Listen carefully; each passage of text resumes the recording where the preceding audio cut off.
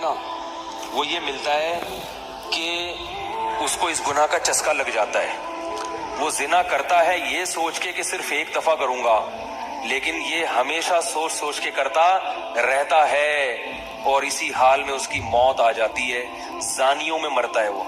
یہ بہت بڑی بھول ہے کہ میں ایک دفعہ گناہ کر لوں پھر توبہ کر لوں گا. اور یہ شیطان اس لیے کرواتا ہے، یار دیکھیں تو صحیح اس گناہ میں لذت کیسی ہے، ذائقہ کیسا ہے. ایسے ہی اللہ کی طرف سے اس پر پھٹکار برستی ہے نا زانی پر، وہ تڑپتا ہے کہ مجھ سے چھوٹ جائے. کسی کو اللہ توفیق دے دیتے ہیں، لیکن عام طور پر کیا ہوتا ہے، گیا بس. اتنا مشکل ہوتا ہے پھر اس کو اس دلدل سے نکلنا. اللہ کہتے ہیں اب گند میں منہ مارا ہے، گند میں رہو. گند کھایا ہے نا، اب گند کھایا تو اب گند میں رہو. پھر گندگی میں اس کو مزہ آتا ہے پھر وہ. اس لیے اللہ کا واسطہ جن لوگوں سے زنا نہیں ہوا، اللہ کا واسطہ کبھی بھی اس گناہ کے قریب مت پھٹکو. اللہ نے یہ نہیں کہا کہ زنا مت کرو، اللہ نے کہا وَلَا تَقْرَبُوا الزِّنَا، زنا کے قریب مت جاؤ. قریب کیسے قریب جاتا ہے انسان؟ آپ کے گھر میں کوئی رشتہ دار جوان لڑکی آ گئی ہے یونیورسٹی کی، کالج کی، آپ گھر سے باہر نکل جاؤ. بعض دفعہ ایسا ہوتا ہے، لوگ مجھے بتاتے ہیں کہ کوئی میری رشتہ دار خاتون آئی، جوان تھی، کزن تھی، گھر میں میں تھا، وہ اکیلی تھی، وہ آ گئی تو میری بڑی عجیب کنڈیشن ہو گئی، میں بہت پریشان ہو گیا، بہت مشکل سے بچا میں ان سے کہتا ہوں آپ گھر سے نکلے کیوں نہیں؟ یہ تو آپ قریب تو چلے گئے نا.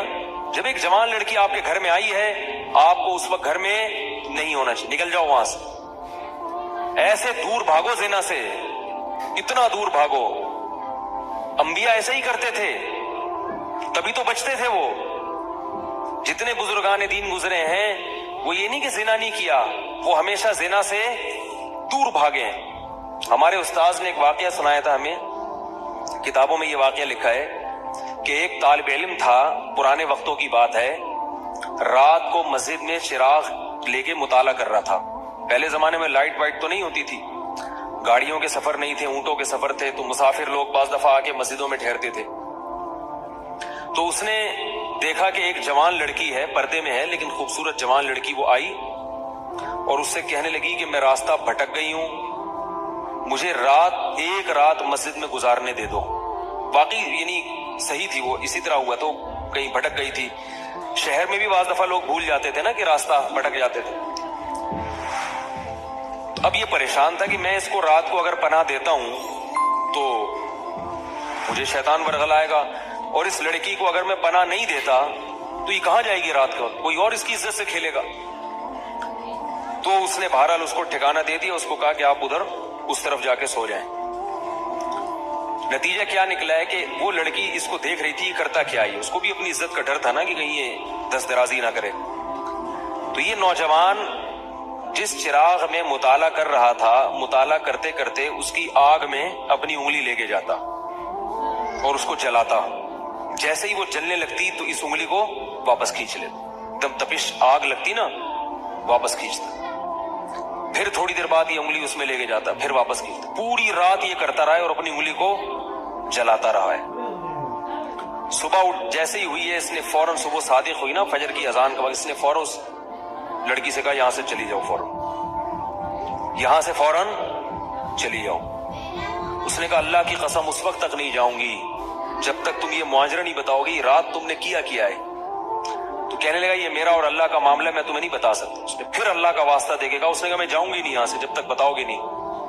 اس نے کہا شیطان مجھے ورغلا رہا تھا کہ ایک جوان لڑکی ہے، اجنبی ہے، کوئی دیکھنے والا نہیں ہے، کوئی دیکھنے والا نہیں ہے، تو زنا کر لو اس سے، کوئی دیکھنے والا نہیں ہے. شیطان مجھے لے کے جاتا تھا تو میں اپنی انگلی آگ میں جلاتا تھا، اپنے نفس کو یہ سمجھانے کے لیے کہ دنیا کی آگ برداشت کر سکتا ہے، جہنم کی بھی برداشت کر لینا،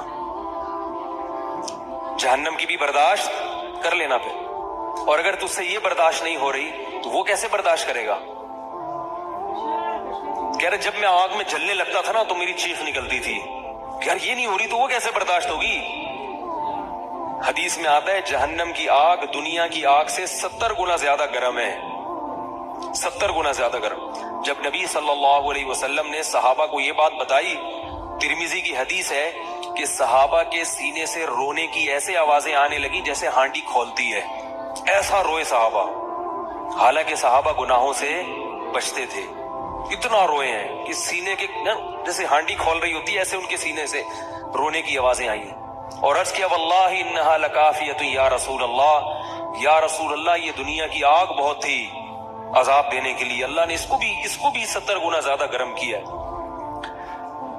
تو اس نے کہا کہ میرے دل میں گناہ کا خیال آتا تھا، میں کیا کرتا تھا، اپنے آپ کو جلاتا تھا، جب چیخ نکلنے لگتی تو اس طرح پوری رات میں نے اپنے نفس کو روکا ہے گناہ سے۔ تو تقوی کی برکات ہوتی ہیں۔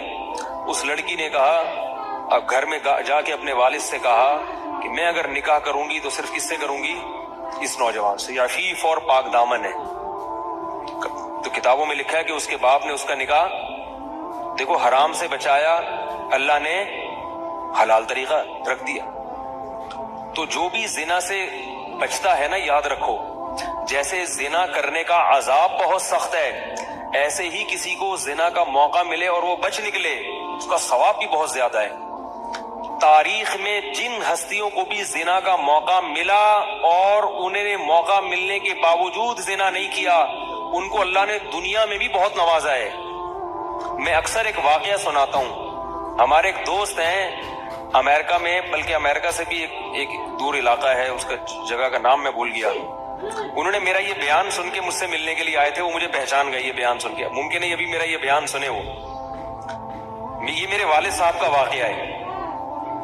میرے والد صاحب جب امریکہ گئے، کنوارے تھے اس وقت، میرے والد صاحب بہت ہینڈسم تھے، خوبصورت تھے، اور اتنا چوڑا تو ان کا سینہ تھا اور ایسی چوڑی چوڑی کلائیاں تھیں، بہت ماشاءاللہ اللہ نے ان کو مردانہ وجاہت دی تھی، اور آواز ایسی تھی جیسے ببر شیر ہوتا ہے، بہت ہی خوبصورت آواز تھی، بڑی زبردست پرسنالٹی تھی۔ آپ جائیں بھی ہمارے محلے میں جا کے لوگوں سے پوچھیں کیا خوبصورت پرسنالٹی تھی والد صاحب کی ہمارے۔ جب انتقال ہوا ہے نا میرے والد صاحب کا، تو پورا محلہ رو رہا تھا، پورا محلہ۔ مسجد کے امام صاحب جب بھی جنازے کا اعلان کرتے تھے نا تو روتے نہیں تھے، ہزاروں میتوں کا اعلان کیے تھے۔ میرے والد صاحب کا جب مسجد کے امام صاحب اعلان کر رہے تھے، 3 دفعہ اعلان کیا، تینوں دفعہ روئے ہیں، اتنی لوگوں کو ان سے محبت تھی۔ تو یہ کیسے ہو گئی، یہ کیسے ہو گئی؟ کیوں اللہ نے ان کی محبت لوگوں کے دلوں میں رکھ دی، اور کیوں اللہ نے ان کو اتنا نوازا؟ والد صاحب نیوی میں تھے، امریکہ جب فرسٹ ٹائم جہاز گیا ہے، کنوارے تھے اس وقت، تو کنوارا لڑکا پاکستانی یا انڈین ہو، پہلی دفعہ امریکہ جائے، وہ بھی کنوارا، کوئی روکنے ٹوکنے والا نہ ہو، اور گناہ کی دعوت ملے، بچنا کتنا مشکل ہے۔ تو والد صاحب، یہ میں نے والد صاحب سے براہ راست نہیں سنا، ہمیں ایسی باتیں والد صاحب نہیں کرتے تھے، کسی ذریعے سے سنا میں نے کہ تمہارے والد صاحب نے یہ واقعہ ہمیں سنایا، کسی نے مجھے بتایا۔ کہتے ہیں کہ جب وہ گئے تو ایک خوبصورت انگریز لڑکی آئی اور ان کو گناہ کی دعوت دی۔ اب ایک دم پہلی دفعہ کسی پاکستانی نے یہ چیز منظر دیکھا ہو، ٹھیک ہے نا، امریکہ کا ایک منظر ہوتا ہے نا، اب تو لوگ موویز میں اتنا دیکھ چکے ہوتے ہیں نا، اس وقت تو ڈرامے فلمیں بھی نہیں ہوتی تھی، موویز بھی نہیں ہوتی تھی، وہ پہلی دفعہ ہی دیکھا تھا یہ ایسا منظر، تو وہ گھسیٹ کے لے گئی اپنے گھر۔ جب یہ کہیں گھر پہ گیا ہوں نا تو مجھ پہ اللہ کا خوف آ گیا، میں نے کہا یہ کیا کر رہا ہوں۔ وہاں جا کے واپس بھاگے ہیں۔ ادھر پہنچنے کے بعد وہ عورت غصہ ہو رہی تھی کہ اگر تم نے یہ کام کرنا نہیں تھا تو میرے ساتھ آئے کیوں میرا خرچہ کرایا تم نے، کیوں خرچہ کرایا میرا؟ تو آدمی اور شرمندہ ہو جاتا ہے نا کہ یار۔ تو والد صاحب کہتے ہیں کہ میرے دل میں خیال آیا کہ میں نے زندگی میں کبھی یہ گناہ نہیں کیا، اور میں یہاں پہلی دفعہ آیا ہوں، اگر میں اس گناہ میں پڑ گیا اللہ کی نظر مجھ سے ہٹ جائے گی۔ واپس بھاگے۔ بڑا مشکل ہوتا ہے ایسے موقع پہ۔ اس وقت ان کی عمر ہوگی 22 یا 23 سال، زیادہ سے زیادہ 24 سال ہوگی، تو بھاگے ہیں واپس۔ تو والد صاحب کہتے تھے، جنہوں نے مجھے یہ واقعہ سنایا، کہ مجھے کہنے لگے کہ تمہارے والد صاحب کہتے تھے کہ اس کے بعد میری زندگی میں کیا آیا ہے؟ انقلاب۔ پھر اللہ نے قرآن کی تلاوت کی توفیق دی، حفظ قرآن تھا، بھول چکے تھے، روزانہ ایک قرآن پڑھنے کا معمول بنا پھر، تاکہ قرآن دوبارہ یاد ہو جائے۔ جہاز پہ 3 سال امامت کی، داڑھی بڑی رکھ لی ماشاءاللہ، اور پھر اتنی عزت اللہ نے ان کو دی۔ اللہ نے ہمارے سب بھائی ماشاءاللہ داڑھی والے ہیں، سب بہنیں شرعی پردہ کرتی ہیں، سب بھابیاں پردہ کرتی ہیں۔ گھر میں کیا آ گیا پورا، حالانکہ اس وقت شادی نہیں ہوئی تھی، لیکن یہ اثرات کہاں منتقل ہوئے ہیں؟ خاندان میں پورے۔ پورے خاندان میں منتقل ہو گئے نا. انتقال ہوا تو جنازہ میں نے پڑھایا والد صاحب کا. اگر اللہ نہ کرے اس برائی میں پڑ جاتے, ہمیں پتا چلتا کہ ہمارا باپ ایسا ہے, تو ہم ایسے ہوتے. ویسے تو ابھی بھی کوئی اتنے نیک نہیں ہے, لیکن گیٹ اپ تو ہے نا. گیٹ اپ تو اللہ نے مولویوں والا دے دیا نا, تھوڑے تھوڑے تو دیکھنے کی حد تک تو نیک بنا دیا نا. ایسے نہیں ہوتے ہم. تو یہ جو برکات ہیں یہ نسلوں میں منتقل ہوتی ہیں. نسلوں میں اتنی عزت دی اللہ نے, اتنی عزت دی تھی کہ انتقال کے وقت محلہ رو رہا تھا, پورا محلہ رو رہا تھا انتقال. اور بہت سے لوگوں نے والد صاحب کی قبر کے پاس نہ جگہ گھیر لی تھی کہ ہم یہاں دفن ہوں گے. حالانکہ مسجد کے امام نہیں تھے, کچھ بھی نہیں, کوئی ایسی شخصیت نہیں تھے کہ وہ مقتدی اور رہبر سمجھے جاتے ہیں. تہجد کا معمول تھا, تلاوت کا معمول تھا. اور میں نے خود بھی کئی دفعہ نوٹ کیا, ایسا لگتا تھا ان کے منہ سے خوشبو آتی ہے, ایسا محسوس ہوتا تھا. ایسا اللہ نے, کیونکہ تلاوت بہت زیادہ کرتے تھے. جب انتقال ہوا ہے نا اس دن بھی آدھا گھنٹہ تلاوت کر کے اٹھے. گھر میں ان کا معمول تھا, گھر میں آنے کے بعد آفس سے جب گھر میں آتے تھے نا, سب سے پہلے نہا کے, عجیب ان کے معمول تھے, نہاتے لازمی تھے روزانہ. اور چونکہ فوجی تھے نا, تو فوجیوں کی جو ایک روٹین ہوتی ہے نا, وہ تبدیل نہیں ہوتی. اب جب فوج میں تھے تو گرم پانی سے نہانے کی عادت تھی, تو جون میں بھی گرم سے ہی نہاتے تھے. ہم کہتے, اب والد صاحب سے کہتے گرمی ہو رہی ہے, لیکن وہ ایک روٹین ہوتی ہے نا فوجیوں کی. بس وہ آنا ہے, دھوتی پہنی, غسل خانے میں چلے گئے, پانی گرم پہلے کیا, اپنا کام سارا خود کرنا, کسی سے کام ہی نہیں لیتے تھے. اور وہ 2 منٹ کے اندر آیا, ایسے پھرتی سے نہاتے تھے. ہم حیران, یہ کیسے نہاتے اتنی دیر میں؟ کہتے میں صابن سے باقاعدہ تسلی سے نہایا ہوں. اتنی جلدی پھرتی میں کام کرتے تھے. آتے ہی تلاوت کرنی, اور تلاوت اونچی آواز میں کرتے تھے. پورے گھر میں والد صاحب کی تلاوت کی آواز آتی تھی.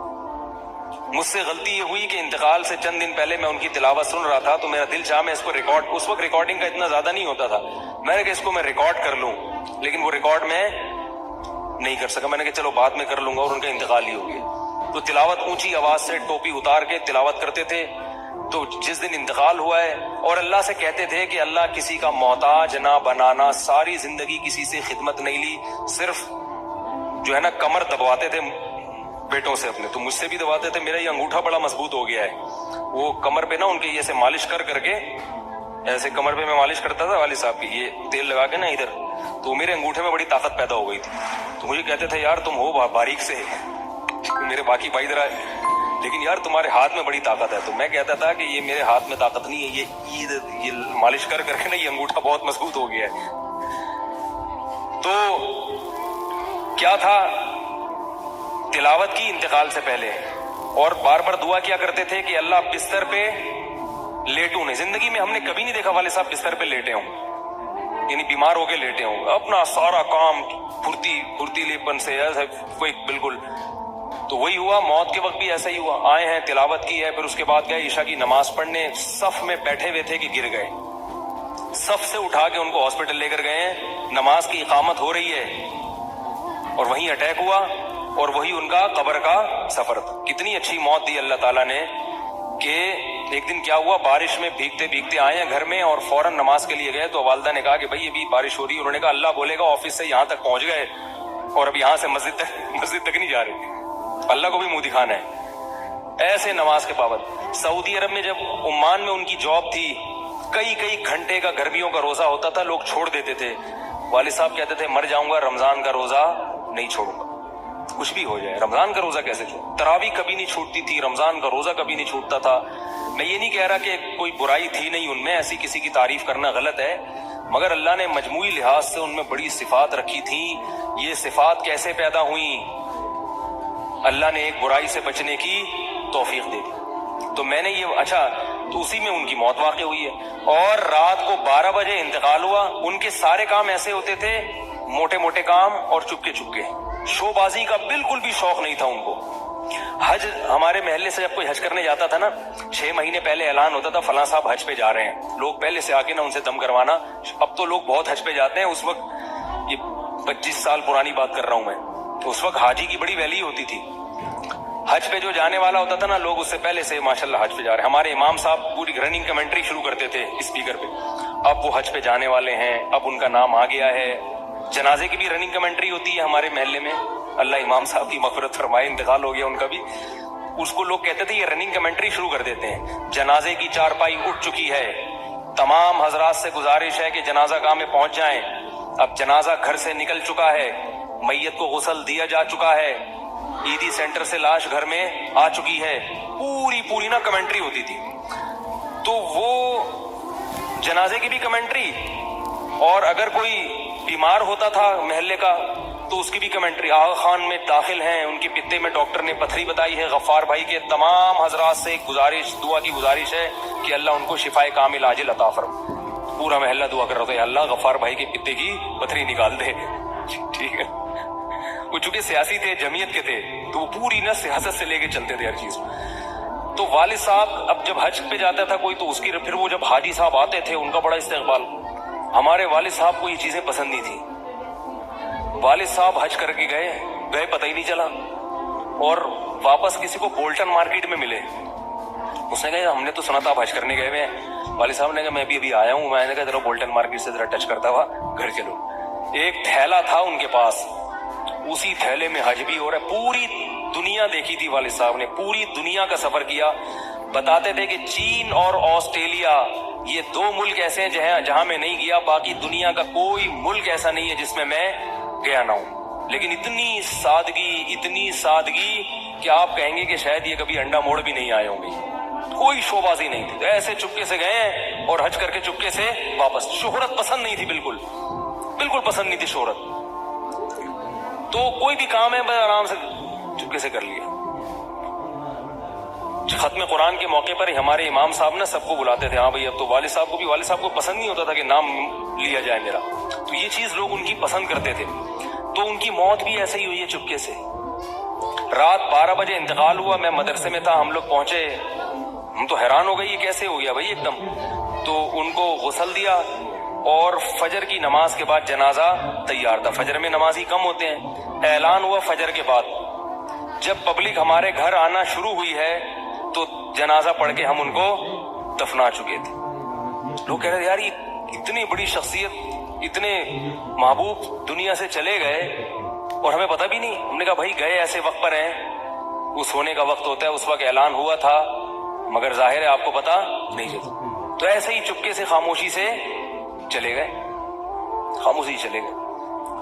तो लोग यही कह रहे थे यार ये ना इन्होंने दुनिया में कभी खिदमत ली है, ठीक है ना, जनाजे में भी किसी को परेशान नहीं किया, ऐसे 2 सफ़े हुई थी जनाजे की, बस चले गए। तो कैसा अल्लाह ने चलते फिरते नमाज की हालत में उनको उठाया है। तो ये मैंने ये वाकया सुना है ना, तो एक साहब बारबाडोस से शायद मिलने के लिए आए मुझसे। तो मुझसे वो बयान उन्होंने सुना, पहले मेरा बयान सुनते थे, मुझे पहचानते नहीं थे, अमेरिका की किसी रियासत में थे या बारबाडोस में, वल्लाहु आलम। तो मुझसे मिलने के लिए आए, मुझे कहने लगे यार आप हाफिज मसूद साहब के बेटे हैं। मैंने कहा हाँ। कह रहे यार मैं आपका बयान कब से सुन रहा हूँ, आपको पहचानता नहीं था।